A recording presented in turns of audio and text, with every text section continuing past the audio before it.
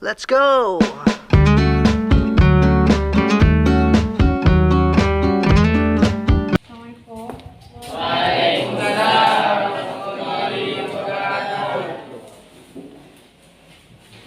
Baiklah, sebelum kita mulai pembelajaran, silakan disiapkan.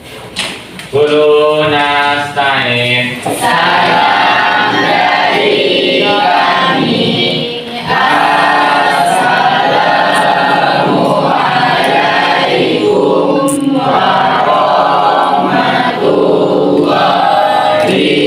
warahmatullahi wabarakatuh. Waalaikumsalam warahmatullahi wabarakatuh. Ibu minta ketua kelasnya pimpin kawannya berdoa sebelum kita mulai belajar. Gurunya berdoa mulai.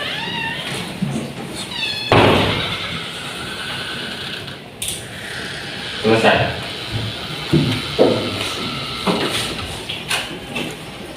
Ya,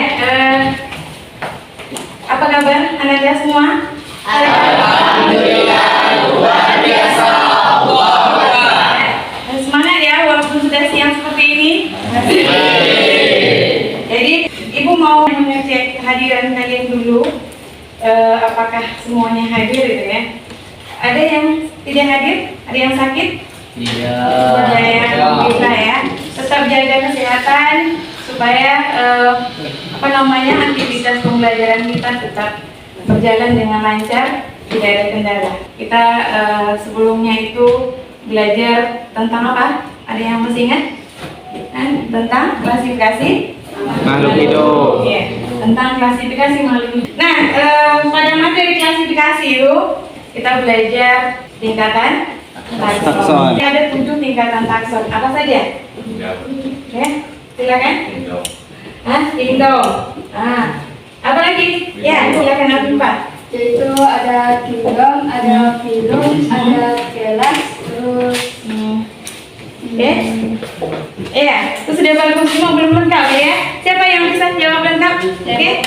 kingdom, filum, kelas, ordo, family, genus, sama spesies. Oke. Ya, bagaimana yang lain benar? Benar. Jadi tingkatan takson itu ada berapa tadi? 6 apa 7? 7. Ya, yang pertama kingdom, yang kedua Filum, kelas, ordo, family, genus, spesies. Oke. Kita tahu bahwa keanekaragaman hayati ini perlu kita lestarikan. Bagaimana cara melestarikan keanekaragaman hayati itu? Ada yang bisa jawab? Ya, bagaimana caranya melestarikan keanekaragaman hayati itu? Mengurangi penggunaan tisu. Oh, mengurangi penggunaan tisu katanya ini ya. Kenapa pula dengan tisu itu?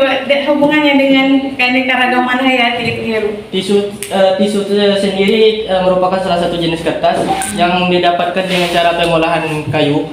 Yang menggunakan tisu dalam jumlah besar akan menyebabkan penebangan hutan secara liar dan besar. Oh iya, luar biasa ya jawabannya ya. Kegiatan yang akan kita lakukan itu adalah mengidentifikasi makhluk hidup itu dengan menggunakan kunci determinasi sederhana. Jadi tujuan pembelajaran kita hari ini itu adalah yang pertama, setelah melakukan kegiatan pengamatan dan diskusi kelompok, peserta didik dapat mengklasifikasikan makhluk hidup ke dalam kelompok-kelompok yang sesuai. Yang kedua, setelah melakukan kegiatan pengamatan, peserta didik dapat menganalisis hasil pengamatan makhluk hidup dengan baik. Yang ketiga, melalui kegiatan pengamatan tumbuhan, peserta didik mampu menggunakan kunci determinasi sederhana untuk menentukan klasifikasi makhluk hidup tertentu dengan tepat. Kemudian selanjutnya, melalui kegiatan pengamatan, peserta didik mampu berpikir kritis untuk memahami klasifikasi makhluk hidup dengan benar. Selanjutnya, melalui kegiatan pengamatan, peserta didik mampu kreatif dalam mempresentasikan hasil pengamatannya dengan baik. Selanjutnya, peserta didik mampu mempresentasikan hasil pengamatan diskusi kelompoknya dengan baik. Melalui kegiatan pengamatan dan diskusi kelompok, peserta didik bisa aktif dalam kegiatan pembelajaran. Kemudian melalui kerja kelompok, siswa dapat melakukan kolaborasi atau kerja sama agar anggota kelompok antar anggota kelompok. Hari ini pembelajaran kita identifikasi makhluk hidup itu memakai model discovery learning. Ini langkah-langkah discovery learning. Yang pertama, pemberian rangsangan atau stimulasi. Kemudian selanjutnya nanti membuat pernyataan atau identifikasi masalah, ya, atau problem statement. Dan yang ketiga, mengumpulkan data collection. Dan keempat nanti pengolahan data. Berikutnya adalah verifikasi. Dan akhirnya dari seluruh proses tadi itu kamu bisa menarik kesimpulan. Pada pertemuan sebelumnya itu kita belajar keanekaragaman hayati dan materi kita sebenarnya masih dalam lingkup keanekaragaman hayati. Nampak kurang semangat ini, ya. Sekarang coba berdiri dulu.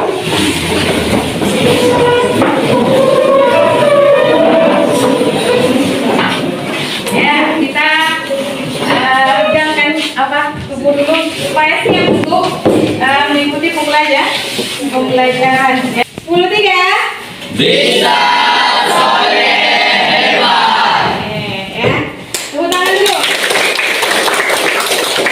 Discovery learning itu adalah konsepnya penemuan. Jadi ada sesuatu yang kamu temukan setelah meliputi pembelajaran. Nah, sampai sini ada yang mau tanya kan? Tidak? Ada. Nah, ada? Oke, silakan. Determinasi itu apa? Kunci determinasi itu adalah daftar pertanyaan yang akan mengarahkan kamu nanti dalam mengidentifikasi makhluk hidup. Ya, sampai kamu temukan makhluk hidup ini, gitu ya. Ternyata dia kelompok ini. Apa yang kamu bawa misalnya? Apa itu? Jamu. Jamu monyet, gitu ya. Jamu monyet itu nanti kira-kira dia masuk kelompok mana, gitu ya? Itu akan ditemukan nanti dalam proses identifikasi makhluk hidup dengan kunci determinasi. Sampai sini bisa dipahami, Panji? Sebelumnya kan kita sudah ibu bagi kelompoknya. Nah, sekarang duduk berdasarkan kelompok yang sudah ibu bagi kemarin.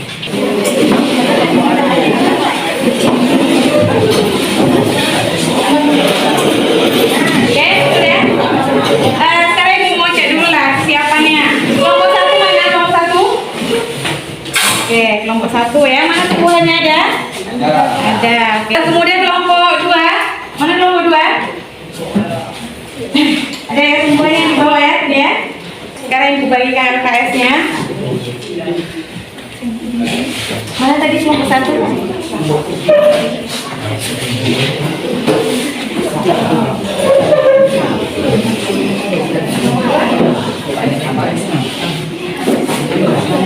Pada LKS yang sudah ibu bagikan itu ada langkah-langkah pembelajarannya, ya. Bisa kalian baca. Nah, ibu akan jelaskan sedikit ya. Halaman pertama itu ada langkah-langkah yang akan kamu lakukan, yaitu mengamati. Misalnya ini tadi, ibu jelaskan ya. Ini apa nih? Jamu. Jamu monyet boleh. Jamu monyet ini, kamu amati dia. Bagaimana bentuk yang jelas yang kita bisa amati tentu morfologinya ya, morfologi dari ini. Bagaimana bentuk daunnya, sistem pendulangannya, gitu ya. Yang pertama harus kamu lakukan adalah melihat kunci determinasinya. Kamu lihat poin yang pertama. Apa di sana? Ada yang A dulu ya. Apakah dia masuk kategorinya? Kalau di sini apa yang A itu?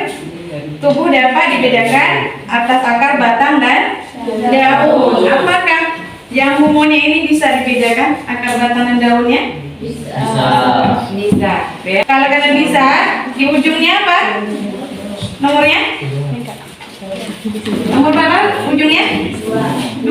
Berarti kita ke nomor 2. Lihat nomor 2. Sesuai dengan instruksinya ya. Nah, tapi kalau misalnya ya, ternyata yang kita amati ini, tumbuhan yang kita amati ini tidak bisa dibedakan mana batang dan daunnya, maka kita ke nomor berapa? 6. Ke 6 itu langsung ke 6 gitu ya. Nah, apa misalnya tumbuhan yang tidak bisa dibedakan antara akar, batang, dan daunnya itu? Tumbuhan lumut, gitu ya. Jadi nanti ke nomor 2. Setelah 2, apa lagi? Baca dulu 2A ya. Begitu seterusnya sampai misalnya ya. Oh, ternyata dia si Kadine ya, atau oh ternyata dia alga, atau ternyata dia adalah fungi. Misalnya seperti itu ya, bisa dipahami? Langkah-langkah. Hasilnya kamu tuliskan di tabel di halaman 2. Kemudian kamu amati lagi bentuk daunnya. Ini apa ya? Ada ukuran daun, ada warna, bentuk, penulangan, ya. Kemudian kamu diskusikan jawaban dari pertanyaan. Ya. Bisa dipahami yang dijelaskan tadi itu? Oh, baiklah. Kalau sudah bisa, poin yang akan kita apa kan tadi? Ya, poin yang akan kita temukan itu. Ya, jadi poinnya adalah apakah ukuran daun itu bisa jadi kita jadikan standar identifikasi, aspek identifikasi, apakah warna daun bisa dijadikan aspek identifikasi, atau apakah bentuk daun ini, ya. Silakan didiskusikan dengan kelompoknya. Kalau ada yang tidak paham nanti boleh ditanyakan kepada ibu, ya. Sekarang boleh ibu kasih waktu untuk melakukan pengamatan setiap kelompok ibu. Gimana? Iya, jadi misalnya ini ada di dalam ya. Apa namanya? Apakah dia bisa di dalam ada batang dan daunnya ini? Bisa ya. Ini akarnya batang daun akar ya. Jelas ya, nampak ya, ini adalah akar ya. Berarti dia masuk kepada poin nomor 1A. 1A itu kemana? Instruksinya lagi kemana? Ke nomor 2. Nah, daun menyirip atau menjari. Apakah daun ilalang ini menyirip atau menjari? Oke, kita dulu. Apakah Pak Kue bisa, mana akarnya ada?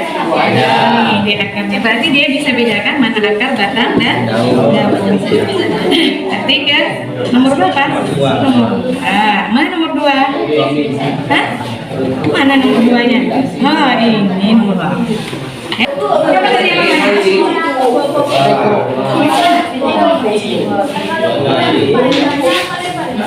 Ya, bisa panjang atau lebarnya.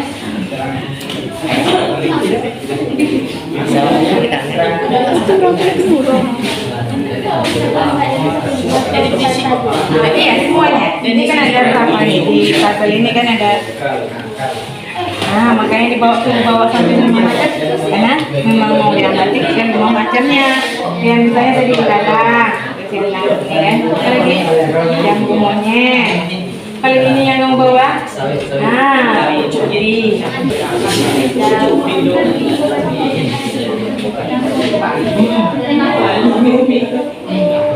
daun dulu. Iya, nah, jadi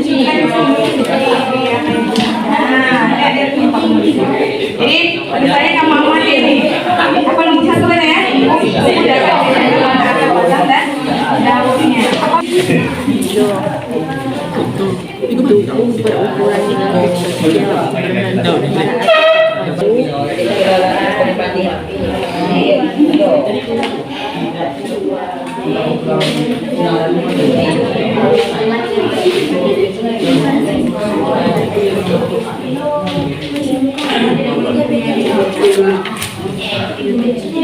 Jadi ada bentuk daun, ya, ada bentuknya seperti bulat, menjarum, bahkan belah ketupat dan banyak lagi yang lain.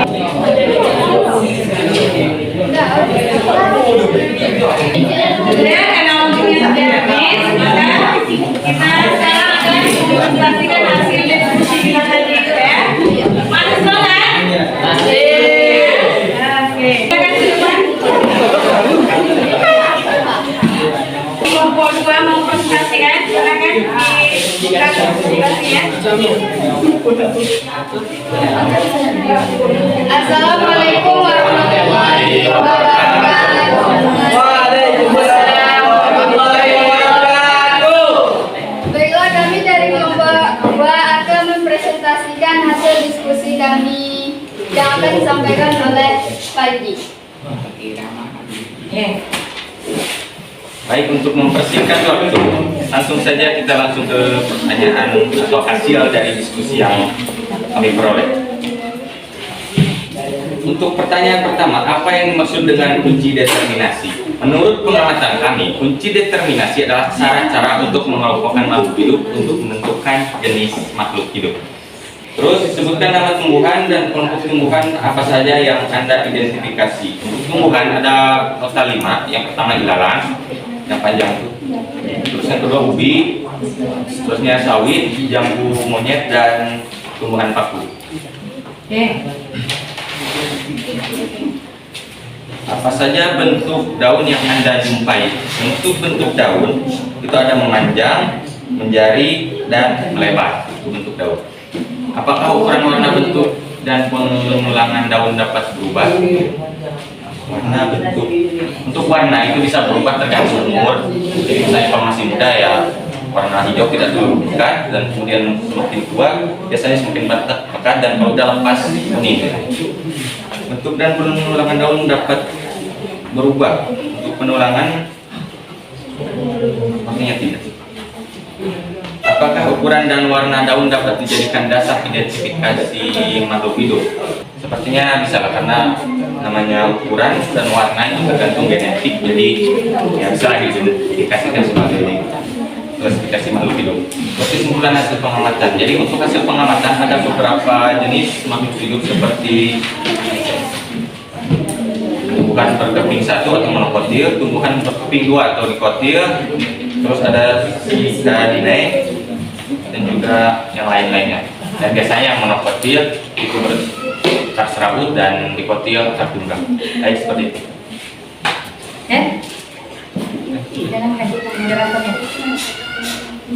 Adakah kelompok lain yang ingin bertanya?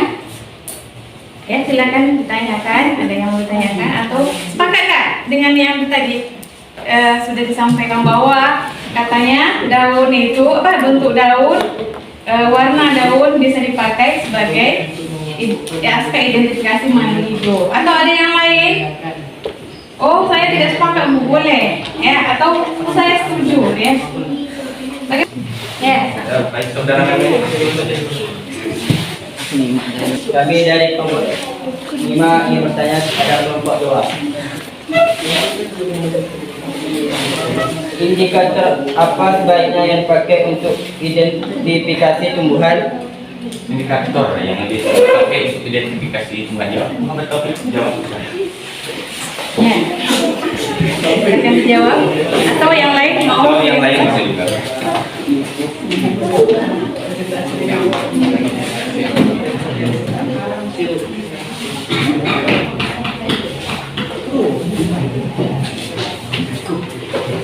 Ya, dari apa tadi? Tadi ada bentuk daun tadi ya. Nah, mana yang cocok? Apakah bentuk daunnya yang dipakai atau penulangan daunnya ya? Kalau bentuk daunnya Bu nanti berubah, atau misalnya ya, tadi katanya tidak berubah ya kalau menurut pendapat kelompok 2. Jadi yang bagus itu yang mana? Mana yang lebih valid rasanya? Dari sekian banyak itu, apa penulangan daunnya, bentuk daunnya, warna daunnya tadi ya? Yang kamu amati itu ya? Mana yang paling yang paling valid hasilnya ya? Kalau saya pribadi sih bentuk akar. Bentuk akar katanya. Oh ya, kata Panji itu bentuk akarnya katanya ya. Karena akar itu ada yang serabut, ada yang tunggang katanya ya. Oke. Bagaimana? Sepakat yang lain? Sepakat. Oke. Ada lagi yang bertanya kan? Bagaimana kelompok apa? Bisa diterima jawabannya? Ya, bisa. Ada lagi yang ingin bertanya? Ya, kalau tidak ada yang bertanya, silakan ditutup. Ya. Demikianlah hasil diskusi kelompok kami. Assalamualaikum warahmatullahi wabarakatuh. Terima kasih untuk kelompok 2. Terima kasih kesempatan atas satu kelompok lagi untuk presentasi. Kelompok 5, silakan. Kelompok 5.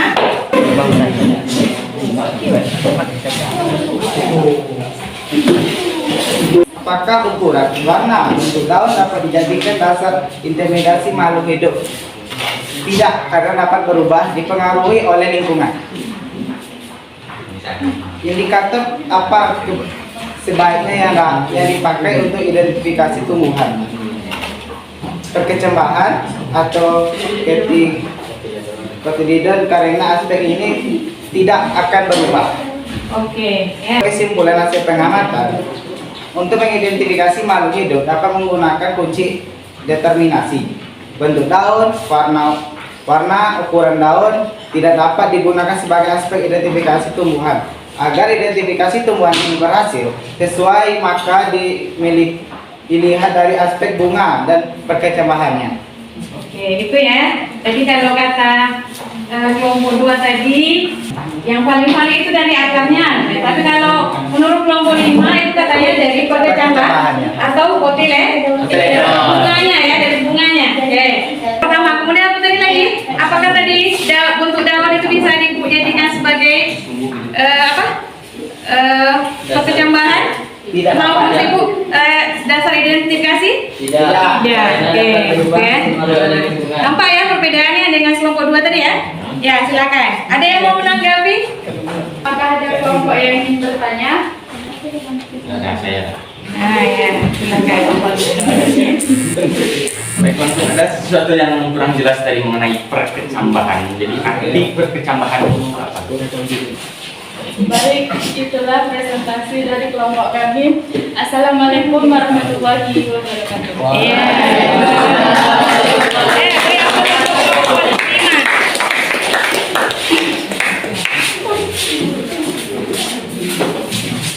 Ya, terima kasih untuk kelompok 5 yang sudah mempresentasikan.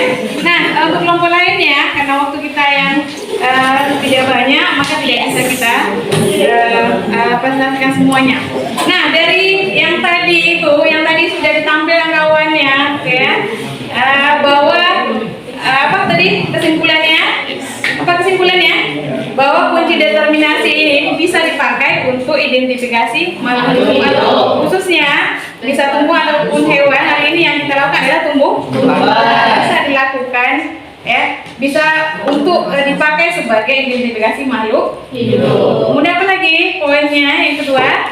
Bahwa tadi kamu sudah melihat apa?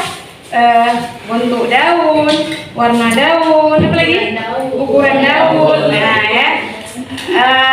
Bentuk penulangan daunnya, ya. Jadi yang tidak berubah dari itu semua itu adalah penulangan daunnya. Kenapa? Karena bentuk daun nanti, apalagi ukuran daun itu ya, ada yang kalau dia kerdil misalnya untuk tumbuhan yang sama, maka daunnya akan lebih sempit gitu ya, atau tapi kalau dia subur maka dia akan lebih lebar. Maka kalau itu jadikan dasar, maka identifikasi kita itu jadinya tidak valid, ya. Nah, maka benar sekali apa yang disampaikan kelompok 5 tadi, bahwa memang tidak bisa dipakai ukuran daunnya, warna daunnya. Tadi apa warna lagi ya? Nah, tidak bisa, ya. Nah, apa yang bagusnya dipakai itu tadi? Bisa akar tapi boleh, ya. Tapi yang paling para ahli itu memakai bunga sebagai identifikasi makhluk hidup yang tidak akan, dia bunganya tidak akan berubah berdasarkan kondisi alam, ya. Jadi kotiledonnya, jadi kalau kamu amati itu misalnya yang paling sering dijumpai apa? Toge, ya. Jadi toge itu apa? Tumbuhan berkeping 1 atau 2? 2. Nah, 2, karena dilihat dari perkecambahannya ada 2 bagian yang membuka, ya. Nah, itu namanya. Tapi kalau sawit tadi kamu bawa tadi ya, ada keping 2-nya ya, karena dia memang berkeping 1. Maka sawit itu mau sampai kapanpun tidak akan berubah, mau dia adanya di Amerika misalnya ya, atau di Indonesia tetap sama. Dia monokotil. Ya, bisa dipahami ya. Ibu mau kasih kamu post-test ya, kerjakan secara mandiri.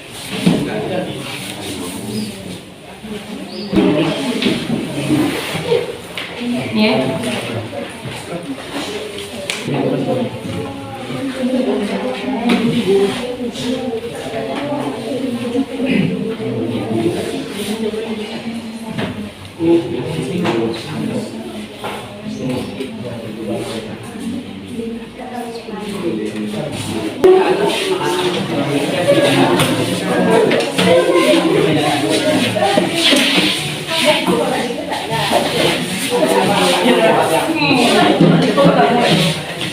Thailand.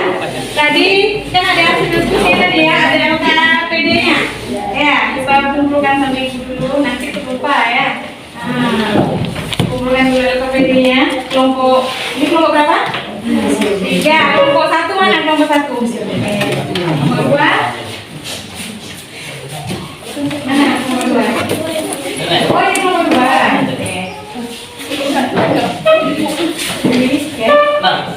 Berikut aspek yang dapat dipakai dalam identifikasi tumbuhan. Yang pertama, pilihannya adalah bentuk daun, ukuran daun, warna daun, pertambahan dan klorofil. Yang mana? Pertambahan atau kotiledon. Jadi kotiledon itu adalah aspek yang paling yang paling valid untuk mengidentifikasi tumbuhan. Yang keempat, apa yang menjadi ciri khas hewan mamalia dalam kunci determinasi sederhana? Jadi ini karena yang kita bahas hari ini tumbuhan, tapi ada tidak hanya kunci determinasi itu bukan hanya untuk tumbuhan ya, tapi juga hewan. Jadi apa? Berkulit berambut. Berkulit berambut. Ya, ini harus di apa nih? Ini sering miskonsepsi ya, atau tahu miskonsepsi? Kesalahan konsep. Ya, kesalahan konsep yang kita alami di tengah masyarakat itu, kerbau itu bulunya ya. Kerbau itu kalau bulu ya. Nah, kalau orang masyarakat kita bilang ya, tetapi sebenarnya kerbau itu apa? Mamalia. Nah, jadi rambut kerbau ya, bukan bulu kerbau ya. Kesimpulan dari pembelajaran kita hari ini apa?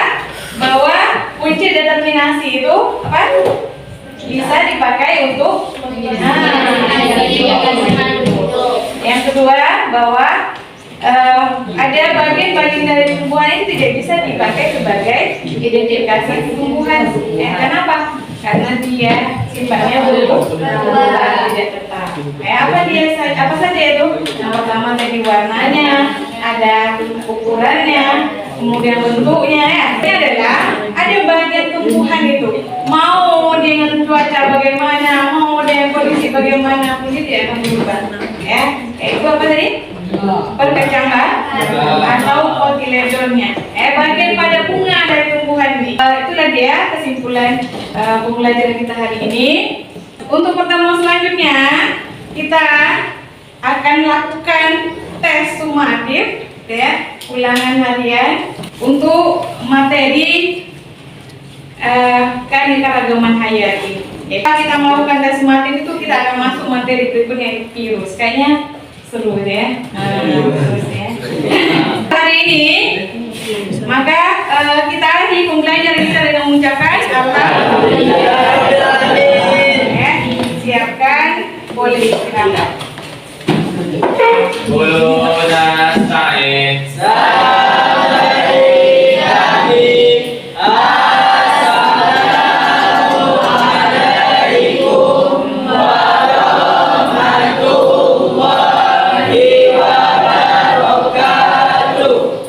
Waalaikumsalam warahmatullahi wabarakatuh.